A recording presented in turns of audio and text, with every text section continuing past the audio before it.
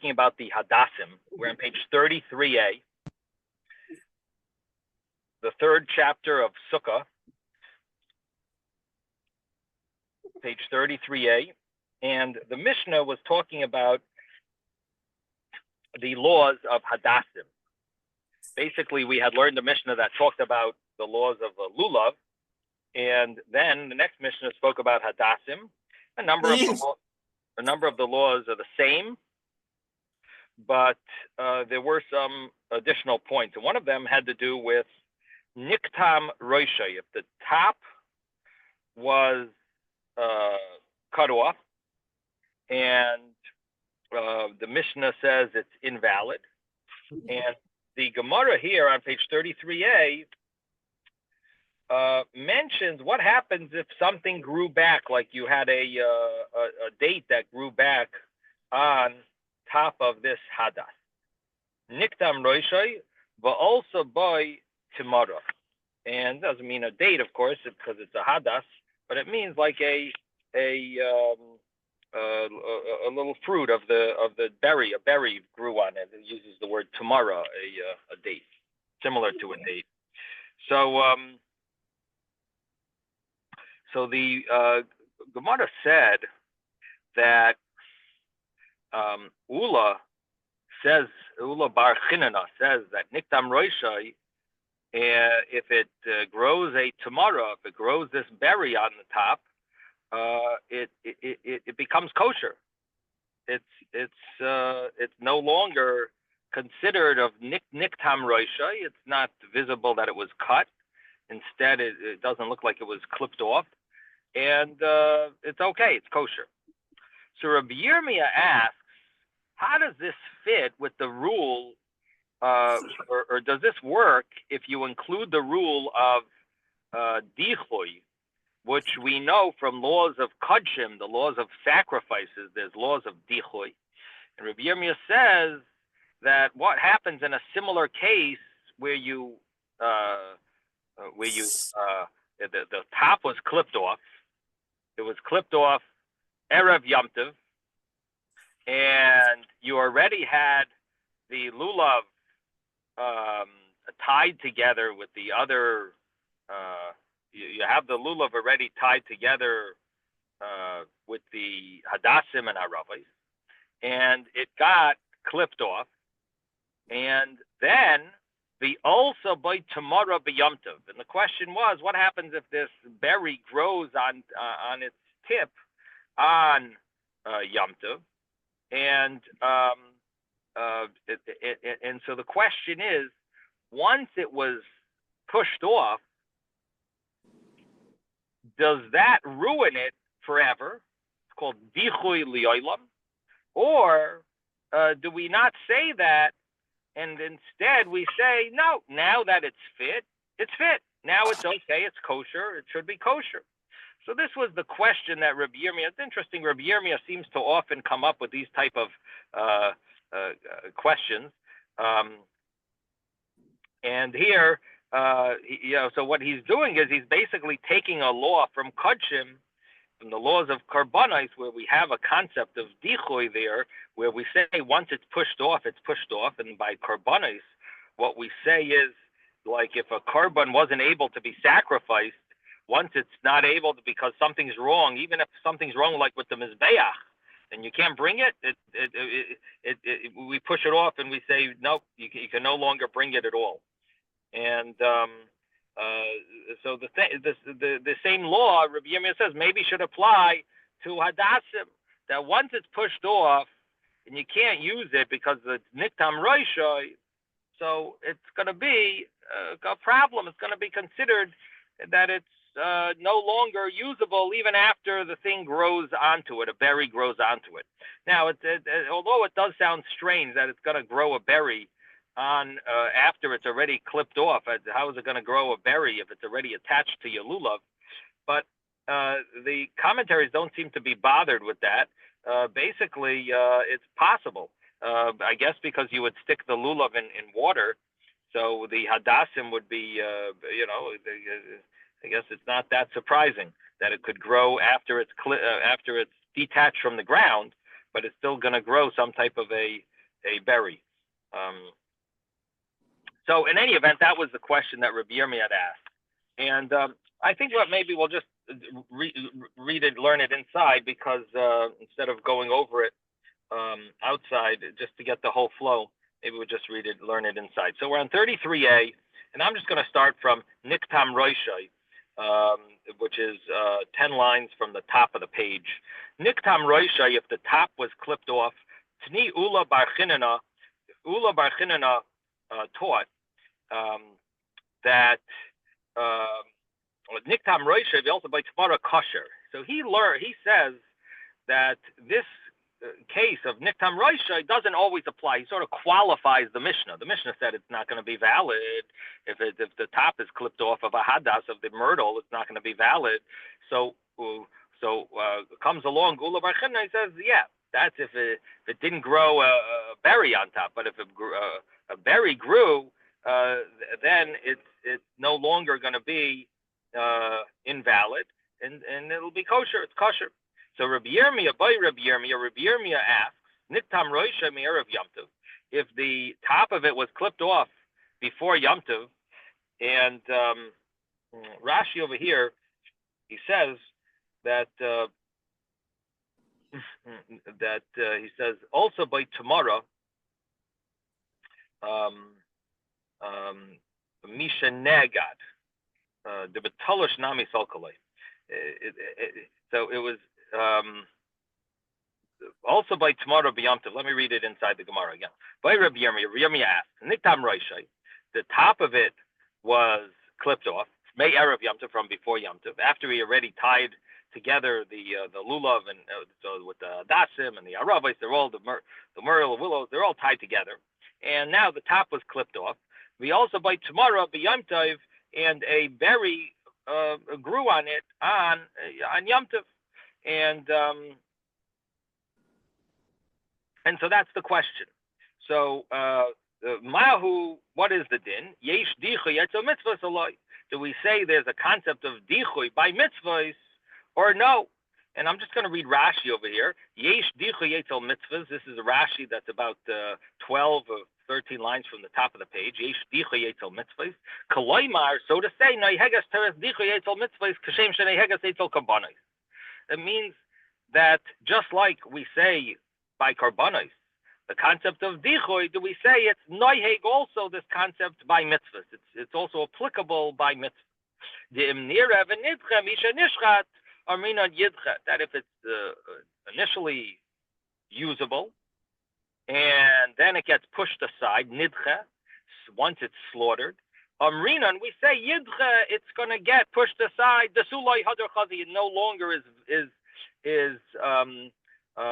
It's no longer fit to be used.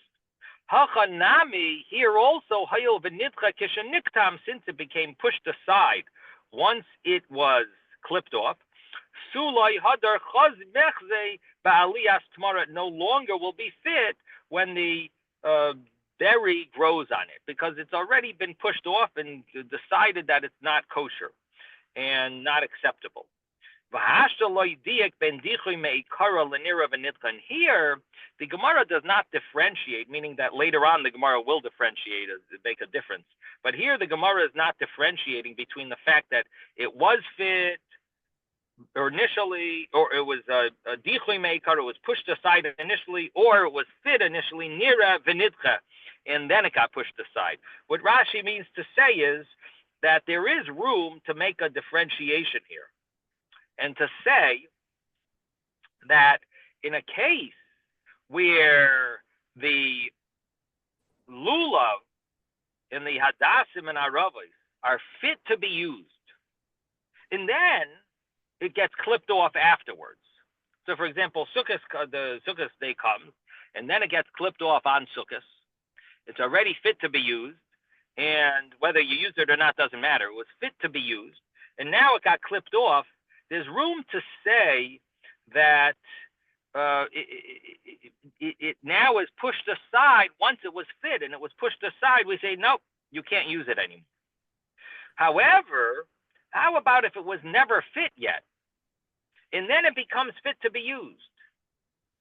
in that case, there's more room to say that it should be kosher, because it's not like we ever pushed it aside. It never became viable in the first place. It was never usable in the first place. So it wasn't ever pushed aside, really. It's almost like saying a carbon that's underage. A carbon can't be until the eighth day. Only from the eighth day. So what are you going to say? Oh, it was pushed aside because 7 days it wasn't. We see it wasn't usable for 7 days. No, it wasn't usable during those 7. Never was usable in the first place. This was never used it was never able to be used as a carbon, and now it becomes usable as a carbon. Now, if it gets pushed aside, we'll say it's pushed aside. But the fact that it was never fit in the first place, that shouldn't ruin anything.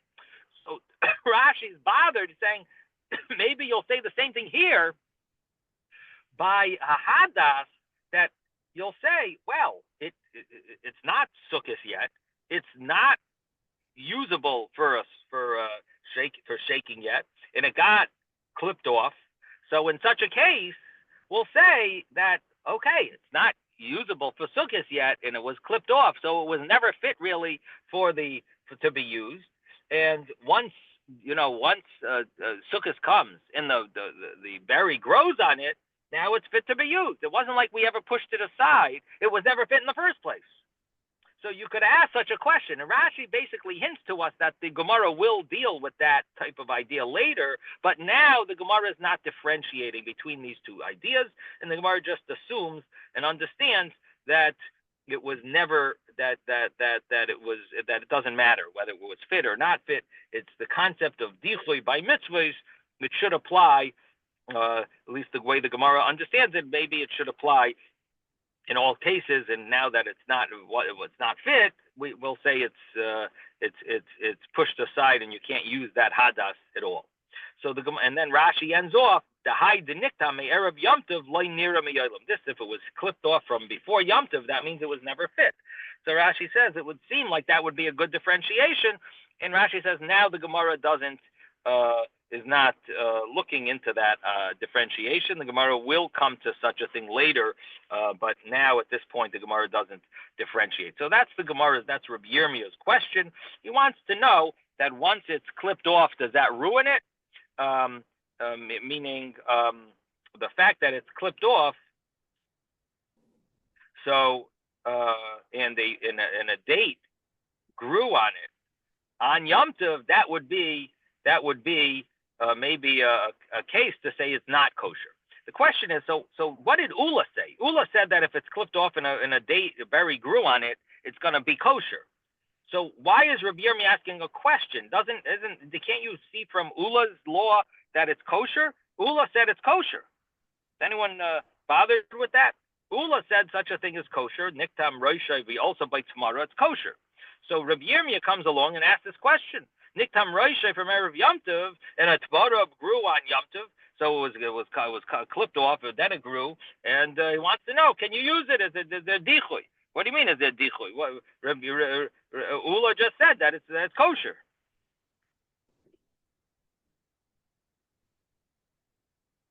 Anyone have any thoughts? Why is Rabbi Yirmiyah asking this question? But Ula didn't say that it grew on Yom Tov.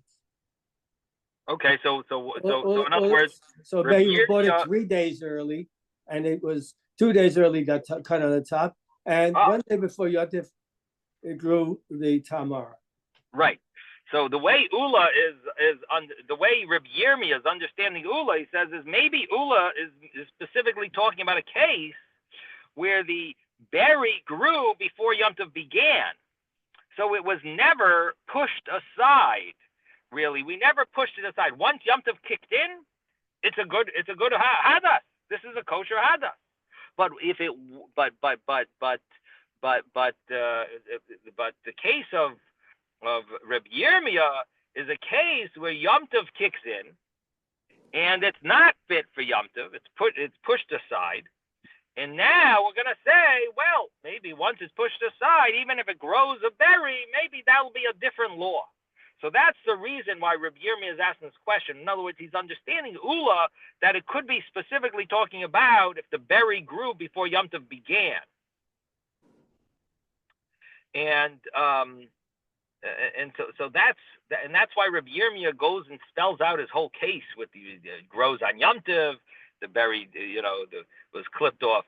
It was first clipped off, then the berry grew on Yom Tov. He's specifically spelling out the case to be able to fit his situation, his question, to be able to specifically apply to his question. Okay, so that's Rabbi Yirmiyah's question, and it boils down to, is there dichui by mitzvahs or not? So the Gemara says, "V'tifshay loy meha." Let us answer this. Why can't it be answered? Let him answer it. Meha, from this Mishnah, Ditnan, because it's taught in a Mishnah, and the Mishnah says, This is about the sacrifice, correct? Covering the blood. Yeah. So but it's after the sacrifices been killed. It doesn't have to be a sacrifice. Kisui Adam is on any animal that's not, and in fact, it really applies to non-sacrifices, because it doesn't apply to behema. It only applies to chaya, birds. Yeah. Birds and wild animals and like deer and so on. Right. So the Kisui Hadam. So it says, the Mishnah says as follows. Mishnah Chulin says, Kisahu v'neskala. If he covered it with some type of the mitzvah is to cover the blood. He covered it with the earth, or with ashes or whatever. Some type of I think sometimes they use crumbs from the wood, sawdust. Yeah. Anyway, so they covered it with afar, and v'nesgala, and it became revealed. Maybe the wind. So pater milachasos. You don't have to cover it again, because all you have to do is cover it once. What about kisahu haruach? If the wind covered it, and then it got revealed, and the wind blew it off. It has to be. You have to go and cover it. The Amar Rabba Bar Chana Amar Rabbi Yochanan. Rabba Bar Chana says in the name of Rabbi Yochanan, that he explains what I just explained. Lo shanu, it was not taught. Ella, only in a case shechazar v'nesgala, that it became revealed and open after the wind had covered it over, it became uncovered. But if it did not become uncovered, and the wind had been successful, the wind was successful, gave a successful covering to the blood, it covered the blood, and it was okay. It didn't get blown away afterwards. So pater milachasos, he is exempt from covering the blood, because it's basically nothing. It's done. The blood is covered from the wind. And we discussed this.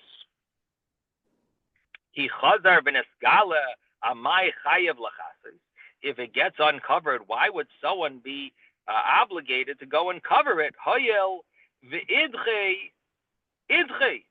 Since when the wind covered it over, then he became exempt from covering it.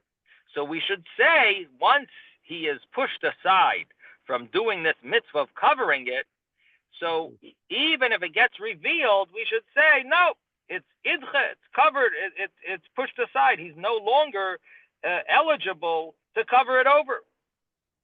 It's pushed aside. So we would think that if there's dichui by mitzvah, so this would be a case where the ruach covered it. He is no longer eligible to cover it. It's not a mitzvah. He can't say a bracha. He can't. There's no mitzvah for him to cover it, because it was pushed aside. It's covered.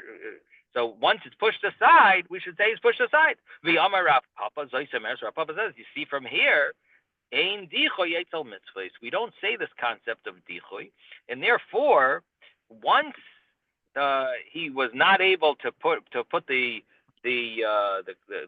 wasn't able to put the dust, the offer, on top of the blood once, doesn't mean he can't do it again. When it's needed, he'll do it, and there's a mitzvah for him to do it. And initially the wind covered it over. The wind blew dust on it, blew offer on it. But now that the wind blew it off, so now there's a mitzvah for him to do it. He was pushed off before. That's not a problem. Is there a mitzvah for him to do it? That's the question. Having been done once, the question was, if it gets undone, whether there's a continuing mitzvah, or whether once it's been done, it's done. So this is the thing. If he did it initially, covered it, and it got uncovered, the mitzvah was done. Right. He did the mitzvah already, so he's done with it. Right. But if the wind covered it over the first time, so he never did the mitzvah really, but it's covered over already, so he was nidche from doing it. And the Mishnah says over there, chayev lachasais. He is chayev. And if Harry walks by, he also didn't do it the first time, and now it got uncovered. Is there a mitzvah for Harry? With all the evidence of the shechita, so he knows it was shechita, and he knows this is dumb, and now it's uncovered. Is there a mitzvah for Harry to cover it? I believe so. If the owner is not, if the person who spilled the blood, who slaughtered, didn't do the mitzvah, then I believe there's a mitzvah for anyone. I'd have to look it up in Rambam. I would think that it would apply to other people as well. Normally, you're not allowed to do that, by the way. Normally, you're not supposed to cover the blood because it's his mitzvah. But if he's not doing it, then all you need is his permission. So you don't need. So it is a mitzvah. You could say the bracha. In fact, that's what commonly done. I guess is the common practice by the kaparas is that you cover that the person who pays for this. You get ripped off so much by paying for that chicken that's worth $2 and you pay $20 or $25.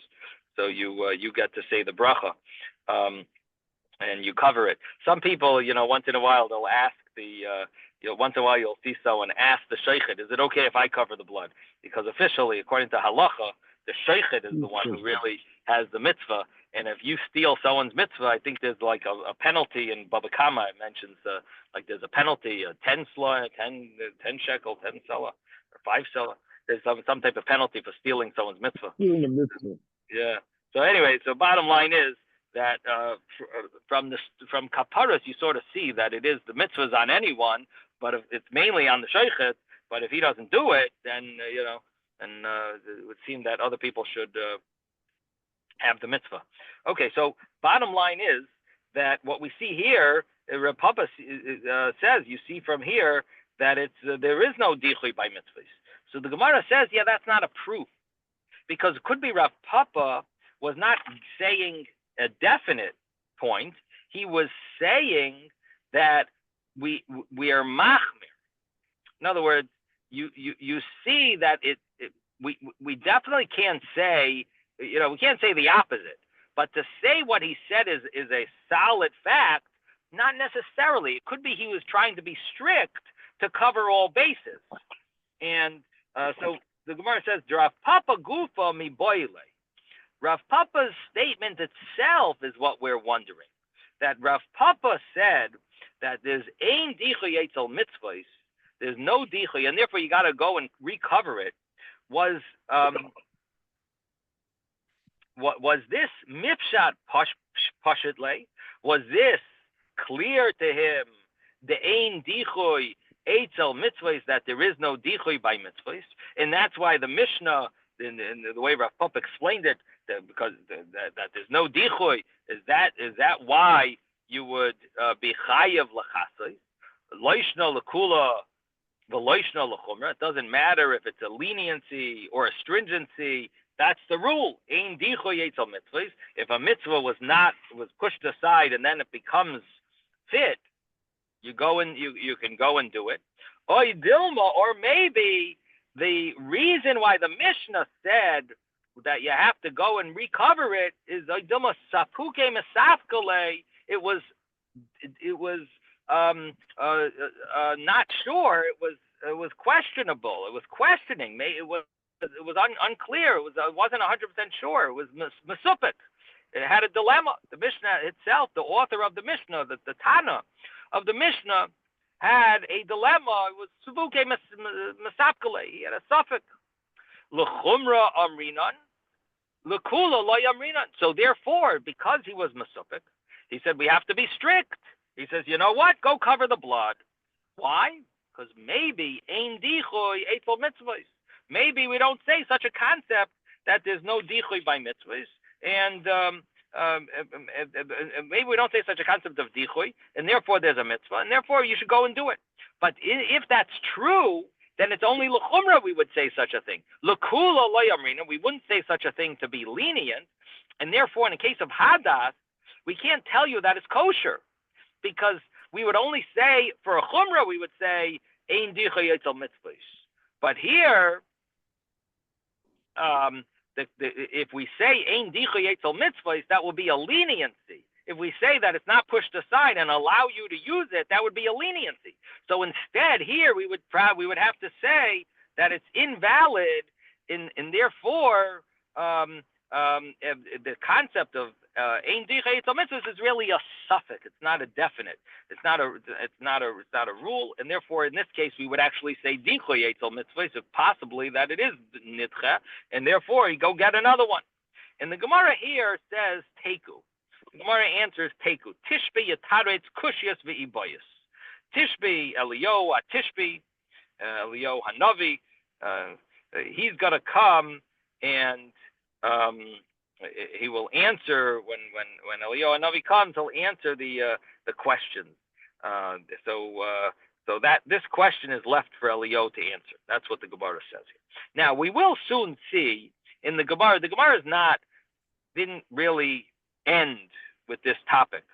The Gemara really continues with this discussion, and we will see that part of our question is answered a little later.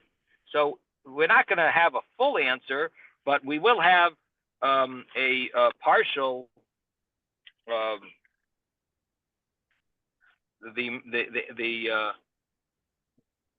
second. Let me just. We will have an answer to part of our question.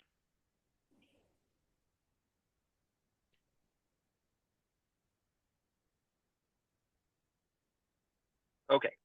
The Gemara says here, Lema ketanoi. Let us say this is a machlokes tanoim. That when it comes to this discussion of dichoy etzel mitzvahs, do we push something aside once it's not usable? We would say it's nidcha, it's pushed aside, you can't do it anymore. So the Gemara says, maybe it's machlokes tanoim actually. Maybe it is an argument among the tanoim. And what is the case? Interestingly enough, it's a case about hadassim itself. What does it say here? About hadassim? Avar velikton. It's a brisa.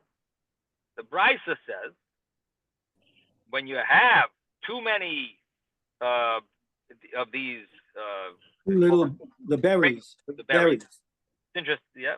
So it says, Avar velikton, if you went and transgressed, Avar is transgressed, like Avera.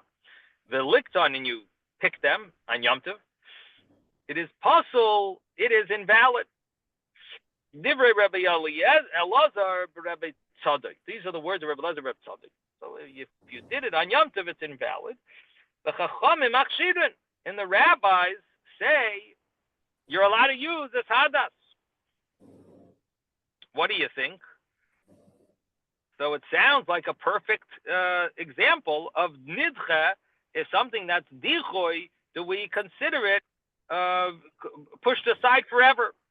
Because according to Rabbi Elazar, Rabbi Tzadok, what does he say? He says that you have a hadas, it has too many berries, makes it invalid. Now, what do you want to do? You pick it on Yom Tov. So you go and pick them on Yom Tov, and you want to make it valid. Rebbe Elazar says, no, you can't do it. Rebbe Elazar, it's invalid. You can't do it. You can't use it. Why can't you? Let me just mute everyone. I think there's some noise. How do I do this?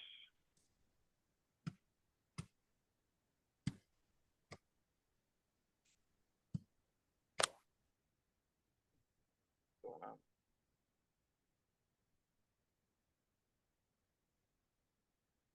Okay, I think that worked. So why does Rebbe Elazar Reb Tzadok say this? Say that it's invalid? What do you mean? You picked it? Okay, you did Aveira, but still, they are now good. You know what? It was nidche. It was pushed aside. You couldn't do it. You can't. Once it's pushed aside, it's pushed aside. What do the rabbis say? The rabbis say it's kosher. Oh, why is it kosher? So seemingly because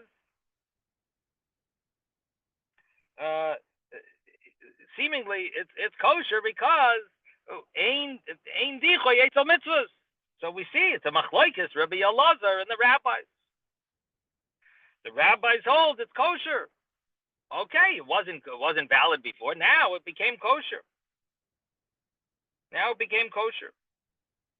Now, of course, one of the questions the commentaries deal with here, maybe we'll talk about it more tomorrow, is that seemingly this is a case of mitzvah b'avera.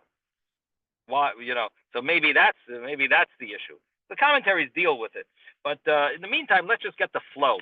So the flow here is that we seemingly have an argument between the Tanoim, and seemingly they're arguing about dichoy etzel mitzvahs or ain't dichoy etzel mitzvahs. Do we say that once something is pushed off, it's pushed away, it's pushed away, or do we say no, pushed away, but it is it's kosher now? So the Gemara says the kulei alma, everyone agrees among these two the rabbis, Rabbi Elazar Reb Tzadok, lulav ain't tzarich eket. Lulav doesn't need to be tied together. And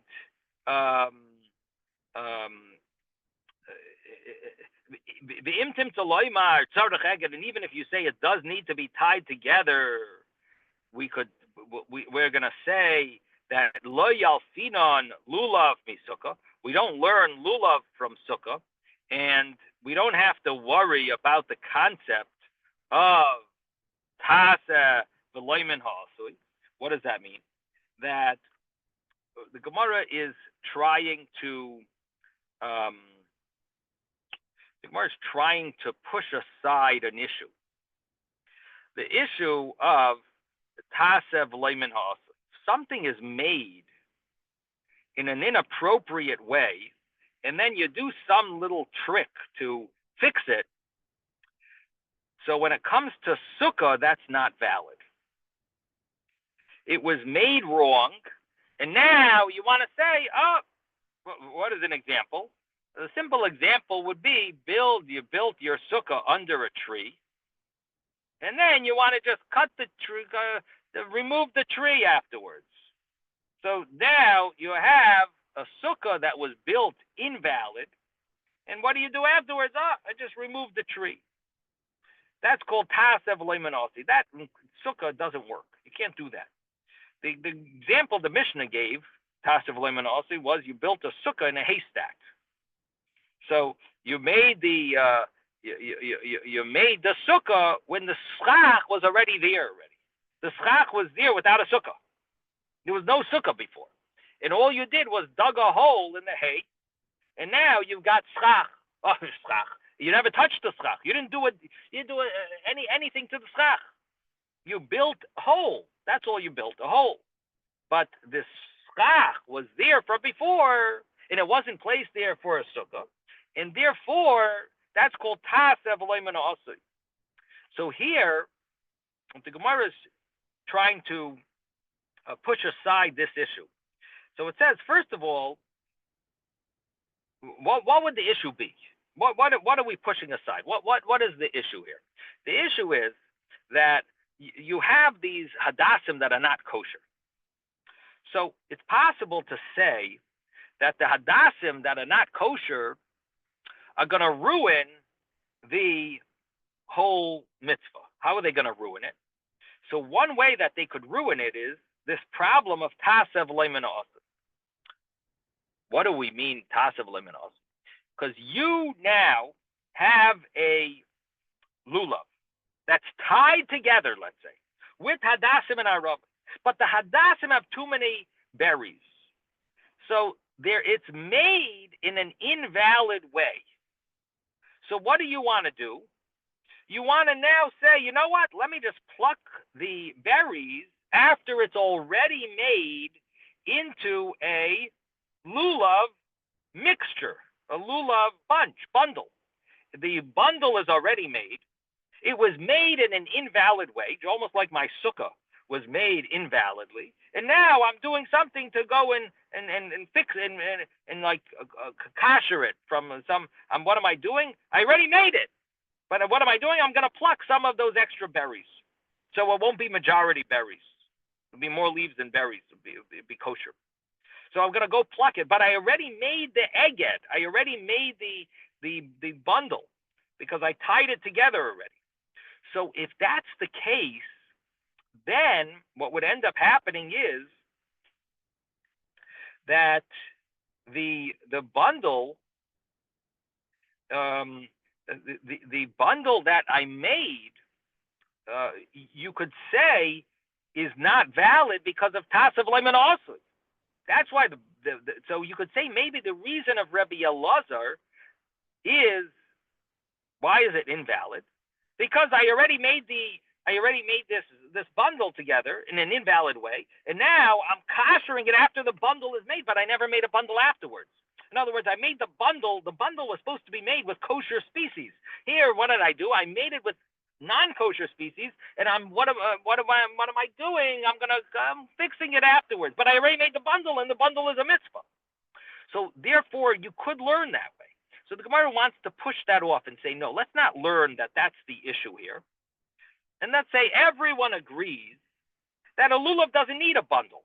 And if it doesn't need a bundle, even if you made a bundle out of it, then because it's not a mitzvah, then there's no problem of tasev leimenos. There's no problem of you made the bundle and now you're fixing the bundle after it was made inappropriately. That's not an issue.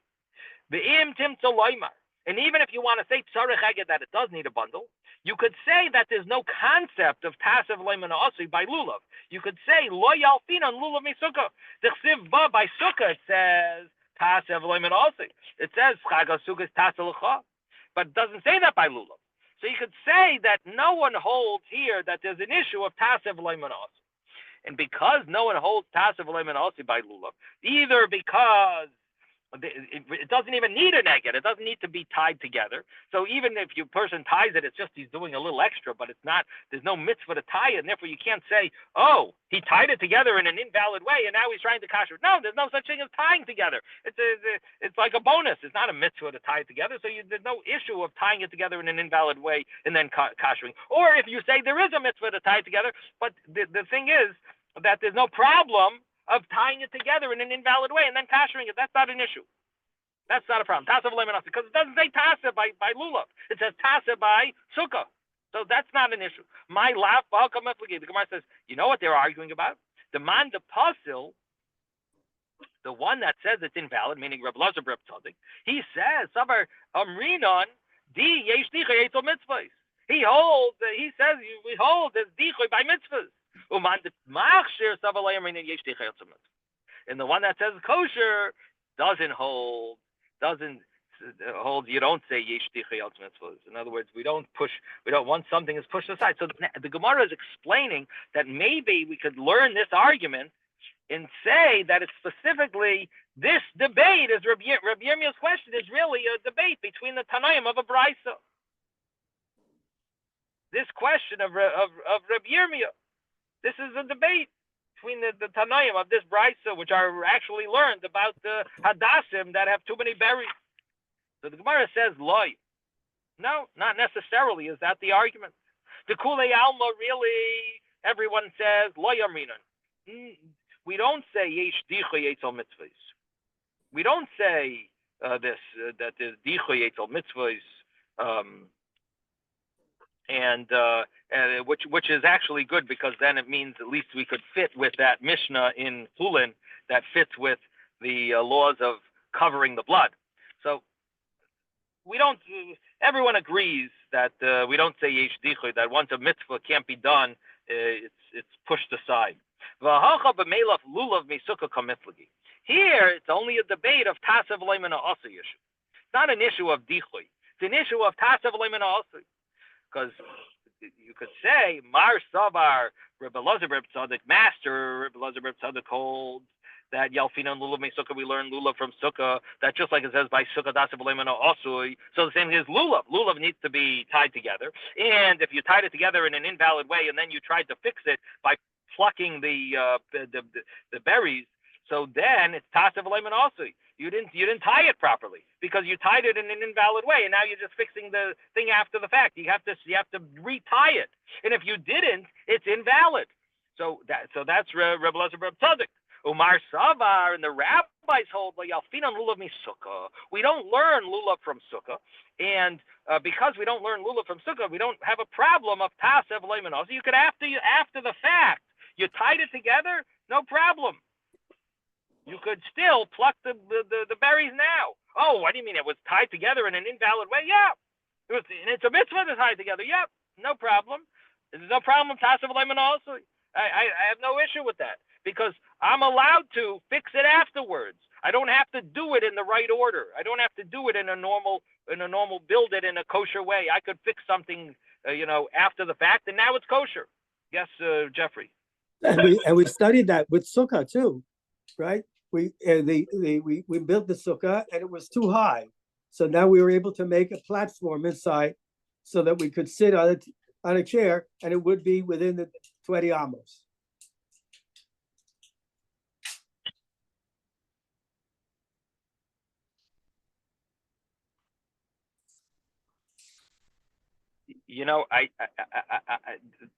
I don't think that's correct. I have to look it up. It's right in the beginning of the tractate, but I think that was talking about a case where are you doing that after the schach is on it already, or is that talking about you've now lowered the height that you could put the schach in a kosher way on it?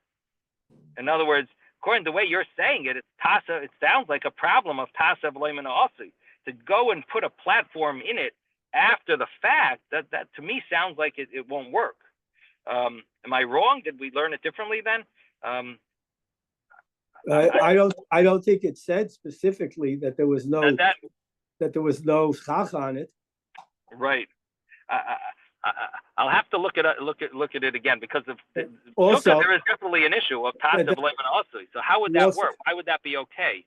We'll have to look at it. Also, so we saw Shammai, right? The baby was born, so Shammai then there was no aziva, so Shammai took a board out in between the other boards, right? But of course he moved them, so that's not an issue. Then he put on the schach. Right, he put the schach on. That's not a tasav leiman ha'asi issue. But here it's a tasav leiman ha'asi issue. But Shammai was a case of chinuch. Here it's a case of tasav. Your case, I think, sounds like a tasav leiman ha'asi. I have to look up. I think it was Daf Gimel or right in the beginning or Daf Dalet.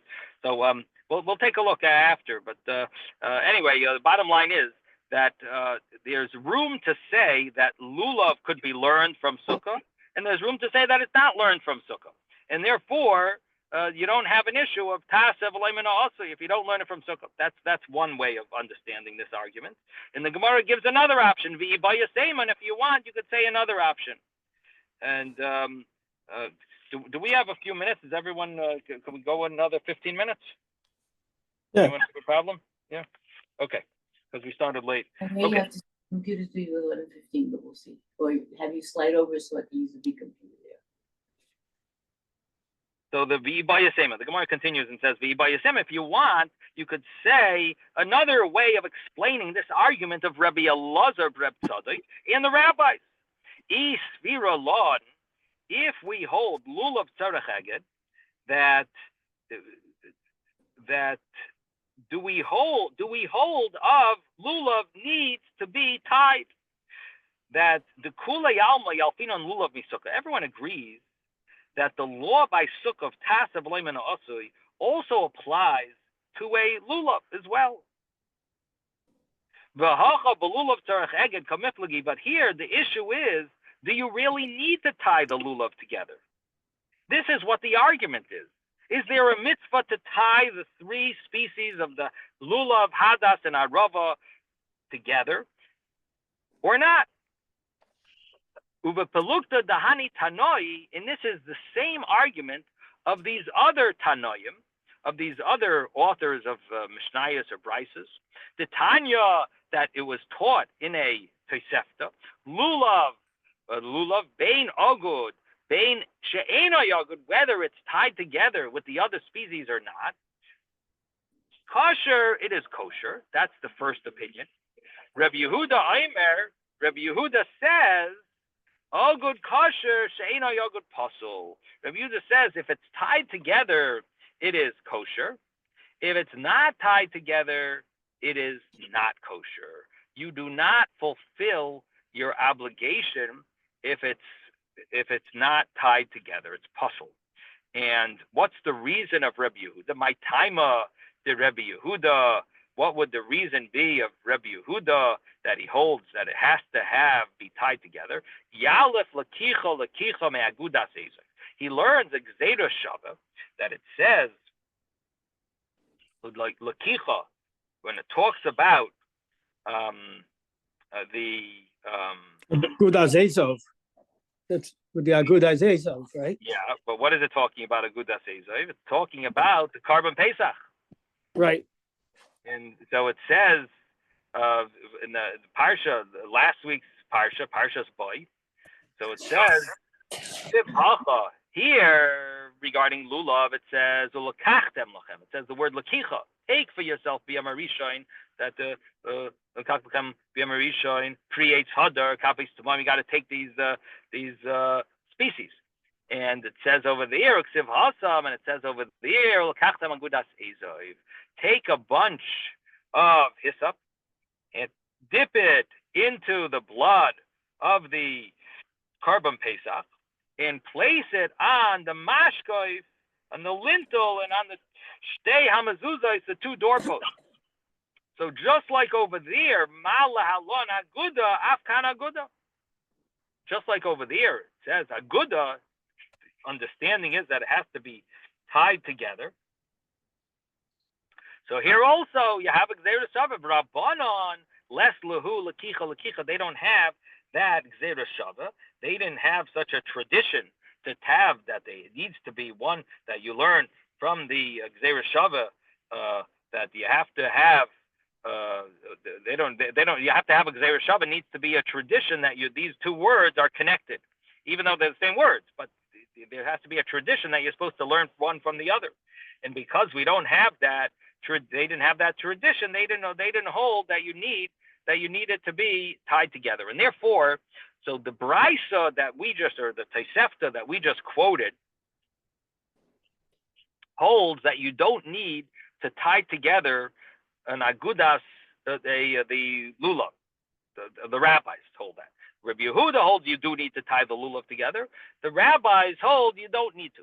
Now, if we take that case, and then say that's the same argument of Rabbi Elazar, Rabbi Tzadok, and the rabbis in our case, where you have too many berries on the hadassim, and we'll say that that's the same argument. What does the Gemara mean to say? That the Gemara is pushing off the thought that the argument is, do we say dichui by mitzvahs or not? Do we say that once a mitzvah cannot be fulfilled, it's pushed aside and you can't do the mitzvah with that item? So the Gemara says, no, that's not what the argument is about. We're trying to push off that and say, not necessarily. Is that what they're arguing about? So we gave one way of understanding it, and now we're giving another way. Well, the first way we gave of understanding it is, do you learn tasav leimana also to lulav? Do you say there's an issue if that's what the argument is? Now comes the next way. Next way is, do we say lulav tzarich eged? Does a lulav need to be tied together with the other species? And what does this mean? So Rabbi Elazar Bar Tzadok said in a case where you tied it together and you then plucked on Yom Tov, you plucked off the extra berries. So in such a case, what you ended up doing was that you had a bundle. According to Rabbi Elazar Bar Tzadok, you had a bundle that you made inappropriately. You put it together inappropriately because it had too many berries. And the berries ruin it from being kosher. Right? That's what we learned. Too many berries ruin it from being kosher. And therefore, what are you doing? You're plucking the berries. But you already made it into a bundle. And once you make it into a bundle in an invalid way, that's not a kosher bundle. And now you want to go and pluck them. Okay, you pluck them. Yontiv, you pluck them. The problem is, once you made it in an invalid way, you can't just go pluck these berries and say, oh, it's kosher. No, you got to rebundle it. Because the mitzvah is to bundle it, and you bundled it in an invalid way. It's almost like it's similar to making a sukkah in an invalid way and trying to go and fix it. You have to remake it. You have to put the schach on again. You have to redo the bundle has to be redone. So this is Rabbi Elazar Bar Tzadok's opinion. So it boils down to, because Rabbi Elazar Bar Tzadok holds you need to tie it together. You need to have a bundle. The rabbis hold that you don't need to have a bundle. So what happened, according to the rabbis? You made a bundle, and you tied it together, and then you went and you removed the berries, the extra berries. So what happens then? The rabbis say it's kosher. Why do the rabbis say it's kosher? It's taseh v'loy also. Isn't it a problem of you made it in an invalid way, and now you're trying to just pluck off those berries and make it valid, but it was tied in an invalid way? Yes, that's true. But the rabbis don't hold it has to be tied. So it's not a mitzvah to tie it. Because it's not a mitzvah to tie it, therefore, in other words, the mitzvah of lulav is not to tie it together in a bundle. That's not the mitzvah of lulav. And therefore, if you did it and you tied it together, that doesn't make it taseh v'loy asui, because the mitzvah of taseh doesn't apply to making a bundle. Nice to make a bundle, we'll soon see. But if you make it into a bundle in a way that's invalid, there's no problem of taseh v'loy asui because there's no mitzvah to bundle it in the first place. So go and fix your berries and you're all set. Go pluck off the berries. There's not a problem taseh v'loy asui in this type of scenario. It would not affect it because there was no mitzvah to tie it in the first place, that we would say you tied it in a wrong way and now you can't go and fix it unless you retie it. There's no mitzvah to tie it in the first place. Now these are the two ways the Gemara understands this argument of Rabbi Elazar Bar Tzadok and the rabbis. And so the Gemara initially pushed this off. Kulei alma lulav ein tzarich eged, and everyone agree. And even if you tzarich eged, we don't learn lulav from sukkah, right? But and that was the initial thing. Then the Gemara's answer is no. That either the argument is about learning lulav from sukkah, or the argument is if lulav tzarich eged. That's the way the Gemara's conclusion is, that really we can learn that these two ways are valid ways of learning this argument. And ultimately what it comes out is we don't have any proof from here if dichoy eitzel mitzvahs or not dichoy or ain't dichoy eitzel mitzvahs. We don't have a proof because we initially wanted to use this tosefta to prove if there's dichoy by mitzvahs or not. And what ended up happening was, or brisa, we wanted to use this as a proof. We ended up saying it's not a proof because you don't necessarily have to explain it this way. You could explain it in a different way. Okay. Now, and we just explained also why is there an argument of Rabbi Yehuda and the rabbis about the law of tzarich eged or not tzarich eged, and it boils down to learning from the Korban Pesach in Mitzrayim. It boils down from learning from the Korban Pesach in Mitzrayim, that when they dipped it says the word lakicha there, and it's possible that you're supposed to learn. There's two opinions if there's a Gzeira Shava here. Okay, now comes the next little piece, and it says Mantana Laha de Tanu Rabbanon. Who is the author that taught this brisa that the rabbis taught? Lulav mitzvah la'agdai, v'im lo yagdai kosher. The lulav, there's a mitzvah to tie it together, and if you didn't tie it together, it's kosher. Now, what the Gemara is bothered with this type of a brisa. Why is it so bothering? Why does the Gemara want to know who the author of this brisa is? What is bothering the Gemara? What's bothering the Gemara is that it seems to be a little surprising. You have to choose who you want, what you want to hold. Is there an obligation to tie the lulav together, or is there not? Do you have a Gzeira Shava, or do you not have a Gzeira Shava? How can you say that it's a mitzvah to tie it, but it's kosher if you didn't? Where do you come up with this, double standard? Like, you're supposed to do it this way, but where do you come up with this idea that you could get away with, if you didn't do it, it's kosher? It doesn't fit. Mani, who does this go like, the Gemara says? Rabbi Yehuda. If it goes like, if the author is Rabbi Yehuda, kiloi agdai amai kosher. If you didn't tie it together, why is it kosher? After the fact, we know that Rabbi Yehuda clearly says she'enoi agod is puzzle. If it's not tied together, it's puzzle. So, and logically so, because he learns from a Gzeira Shava from Ezai by Korban Pesach, it had to be tied together. So how could it be? It can't be Rabbi Yehuda. If it's the rabbis, my mitzvah covered. What is this mitzvah that it says is a mitzvah to tie it together? What do you mean? The rabbis don't have a Gzeira Shava. They don't learn from Laticha, from the Korban Pesach in Mitzrayim, that you have to tie the lulav together. They don't learn it. They don't have this teaching of Lakicha. So the Gemara answers, true. They don't have a learning with a tradition from Lakicha to tie it together. So there's no real mitzvah in lulav that the lulav needs to be tied together. But there's still a mitzvah to beautify the lulav. The Gemara says, "Li'olam rabbanan." It's really the rabbis. This is Bryce's the rabbis that they still hold as a mitzvah to tie it together. Mitzvah liyogdai. It's a mitzvah to tie it together. Mishum, because of zeh keli v'anveyu. This is this week's parsha. Zeh keli v'anveyu. This is my God, and I will beautify him. And v'anveyu could mean lashon noi, beauty. So it's So there's even though there's no obligation to tie the lulav together, but there is a mitzvah to beautify it, and by tying it together, you're beautifying it. So therefore, there is a mitzvah to tie it together.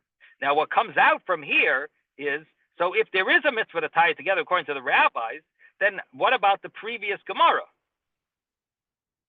The previous Gemara was saying that there's no Tasev Aleim and Asui because there's no mitzvah.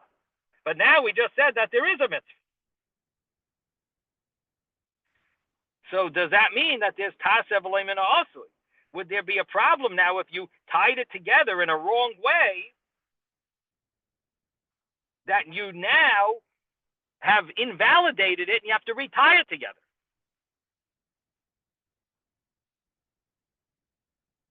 What do you think? That's only if you say that you learn lulav from Sukkah. But if you don't learn all the rules of lulav from Sukkah, then it's not a problem. No. There's no Tasa Minha. The last understanding of the previous brisa, Ibayasema, the final understanding was that everyone agrees that you learn lulav from Sukkah. And there is a problem, Tasav Lemonos. The only issue is that lulav doesn't need eget, or does it or doesn't it? And if it doesn't need eget, the Gemara said, then we're all set. But not really, maybe. because lulav does need eged, because even the rabbis hold it needs eged because of Zeki Levi Ambeyu. So if you do need to tie it together because of to beautify the mitzvah, then maybe there should be an issue of tasav leiman also, because everyone agrees lulav. You learn lulav from Sukkah that there's a tasav leiman also in the previous Gemara.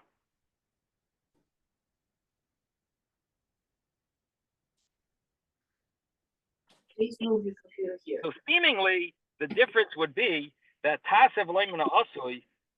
Seemingly there would be a difference here, that it's not about your act of binding it together.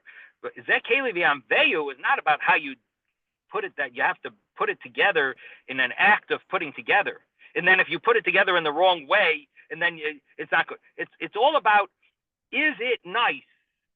Zeki Levi Ambeyu is not about how you do it. It's about how it looks. So there's no issue of tasav leiman also when it comes to a Zeki Levi Ambeyu mitzvah. When it comes to an actual binding, then there could be it could be an issue of tasav leiman also. But here it's only about the beauty. It doesn't matter how it was made. Now it looks beautiful. That's great. In other words, if the act is the mitzvah, the act is not the mitzvah of binding it. It's the fact that it's bound is the mitzvah. Seemingly that would be a point, but maybe we'll talk a little more about it tomorrow. But we talked about this. The word hadar was used here in some of the explanations also about dichui, but we decided that hadar did not have a specific picture in mind, that it was that if it was just green, if it was just fresh, that this is also hidur mitzvah. So it seems to be it's a little bit of a problem with logic on the about the hadar, the whole hadar discussion we had before and now. But I understand what you're saying. It's one has to do with how you build something, and the other has to do with how you react to it. That's what it seems like. Anyway, to be continued tomorrow. Sei gesund, everyone. Sorry for taking extra Did you time. have a good time? Did everything work out? Thank you, Rabbi. You saw your parents? Not everything, but Baruch Hashem. Good to be back. Thank you. Sei gesund. Okay. Thank All you. two.